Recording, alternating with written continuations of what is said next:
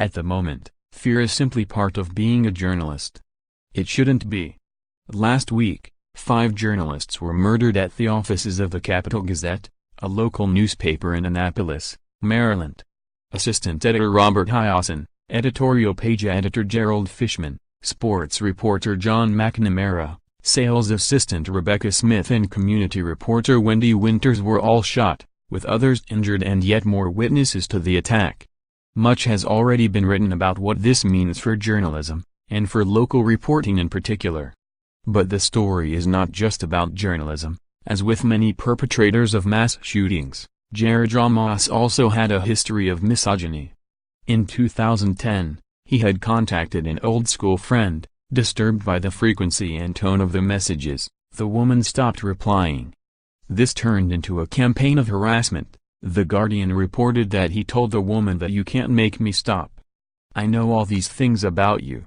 He continued to harass her, including an attempt to get her fired from her job, a crusade that turned to the newspaper when they reported on it. This is not unusual.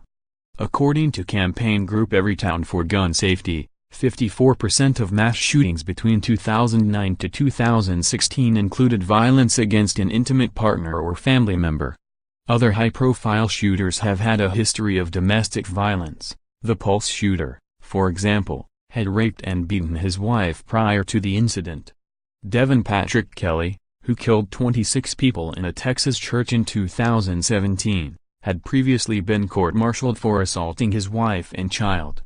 Daniel Webster, director of the Johns Hopkins Center for Gun Policy and Research, also told NPR in 2017 that mass shootings generally fits a pattern of easy access to firearms of individuals who have very controlling relationships with their intimate partners and are greatly threatened when their control is challenged.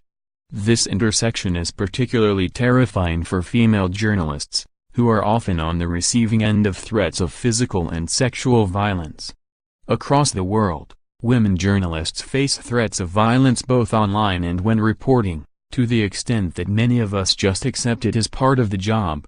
The University of Texas Center for Media Engagement found in early 2018 that, of female journalists interviewed, the majority had experienced negative audience feedback that went beyond mere critiques of their work and instead took the form of harassment that often targeted them personally and focused on their gender or sexuality. This does not surprise me. Since I started work as a freelance journalist several years ago, I've experienced almost constant harassment online, including very credible death threats that I've had to report to the police. It's now so commonplace that when a friend tells me the same has happened to them I'm not remotely surprised, which, when you think about it, is shocking.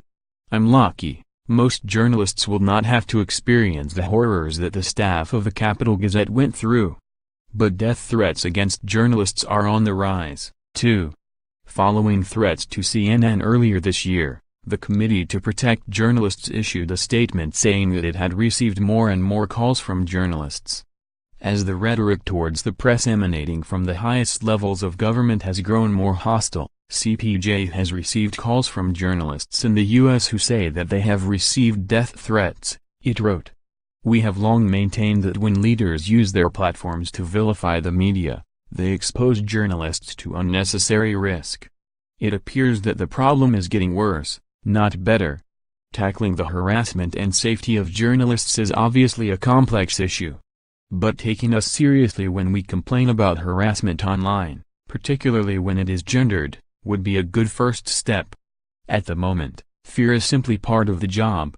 This should not be the case for anyone, and for a healthy press, and for the safety of journalists. It's imperative that we take it seriously whenever it arises. More, reporter sexually assaulted live on air while reporting on World Cup in Russia. More, nearly half of women have experienced sexual assault or harassment at festivals.